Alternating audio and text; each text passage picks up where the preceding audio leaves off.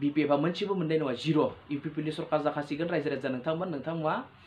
UPPL नो भट हो UPPL खौ देरहासार हो बर' हारिनि थाखाय BPF आ बे बाराव जिर'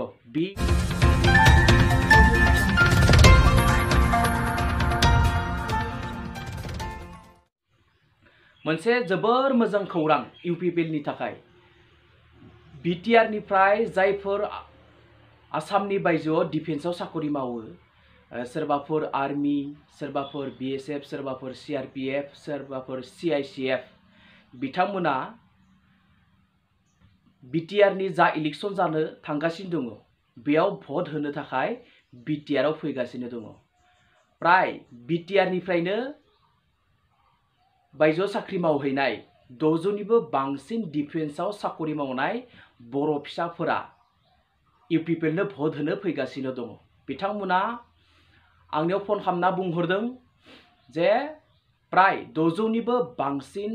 डिफेन्सआव साखरि मावनायफोरा BTR आव भट होनो फैगासिनो दङ बे मोनसे जोबोर मोजां बाथ्रा जों बर' हारिनि थाखाय बिथांमोनहा गासैबो सुति लाजुबाय होननानै बुंदों आंनो फोरमायहरदों जे बिथांमोना बुंदों जोङो 600निबो बांसिन डिफेन्सआव साखरि मावग्राफोरा थांगासिनो दङ जों गासैबो कानेक्शन जाजुबाय जे आंखौ मोनसे भिडिअ बानायनो होदों दे भिडिअ बानायनानै हगारनो होदों जाहाथे बर' रायजो राजाफोरा मोजां मोनथों होननानै आं बिथांमोनखौ रोजा रोजा साबायखर जासिबाय बड'लेण्ड टाइगार इउटिउब चेनेलनिफ्राय आरो बयनिख्रुइबो बांसिन खुसि आरो गोजोनथाव बाथ्राया बे जि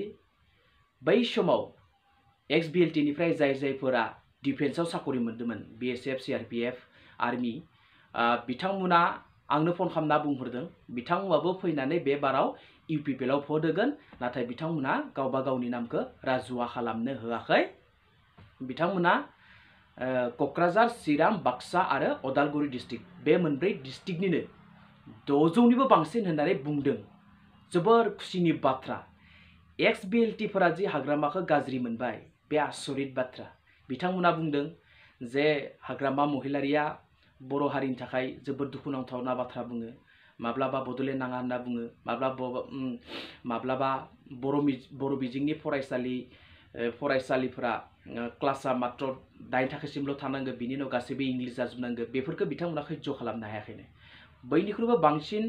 दुखु मोननाय बाथ्राया बेनो जे XBLTफ्रा जायफोर डिफेन्सआव साखरि मोन्दोंमोन बिथांमोना आंनो फोरमायहरनाय बायदिब्ला बयनिख्रुइबो बांसिन दुखु मोनदों बिथांमोना जे बड'लेण्ड नाङा होननायखौ बिनिखायनो बिथांमोना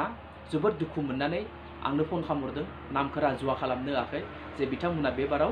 UPPL आव भट होसिगोन हाग्रामानो होलानो BPF नो होलानो जोबोर बे जोंनि UPPL नि थाखाय बर' रायजो राजाफोरनि थाखाय जोबोर मोजां बाथ्रा लोब लोब फैगासिनो दं मानसिफोरा BPF निफ्राय हाबफैगासिनो दङ गुबुन हारिनि गुबुन जाति जनगोष्ठीनि मानसिफोरा स्टुडेन्ट अर्गेनाइजेशननिफ्राय हाबफैगासिनो दङ बे जोंनि UPPL नि थाखाय जोबोर मोजां बाथ्रा बर' रायजो राजा नोंथांमोन जे नैबे BTR इलेक्शनाव 100% UPPL आ देरहाखासिगोन जेबो डाउट खालामनो लागा गैला हाग्रामानि मिटिंफोराव मानसियानो जाला जोंनि UPPL आव बिराद मानसि जायो दा लोब लोब मानसि जायो हाजार लाख लाख मानसि जागासिनो दङ बयबो फैगासिनो दङ आरो फैबावगोन बारा सम गैला इलेक्शना एप्रिलनि 4 तारिखै जागोन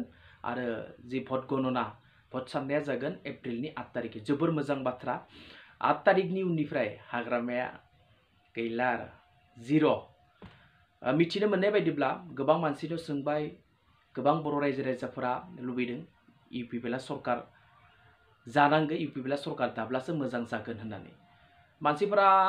बुंलायलायसोदों रायज्लायलायसोदों जे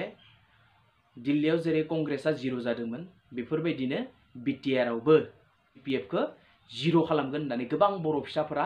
बुंलायगासिनो दं बे जोंनि थाखाय जोबोर मोजां प्लास बेफोरबायदिब्लाथ' BPF आ मोनसेबो मोननाय नङा जिर' UPPL नि सरकार जाखासिगोन रायजो राजा नोंथांमोना UPPL नो भट हो UPPL खौ देरहासार हो बर' हारिनि थाखाय BPF आ बे बाराव जिर' बिग जिर' जागोन आङो बै जाय बिथांमोनहा आसामनि बाहेरायाव थांनानै डिफेन्सआव साखरि मावहैदों बिथांमोना दि भट होनो फैगासिनो दङ UPPL नि थाखाय XBLT नि बे साखरि मोननायफोराबो बिनि थाखाय आं बिथांमोनखौ रोजा रोजा साबायखर जासिबाय।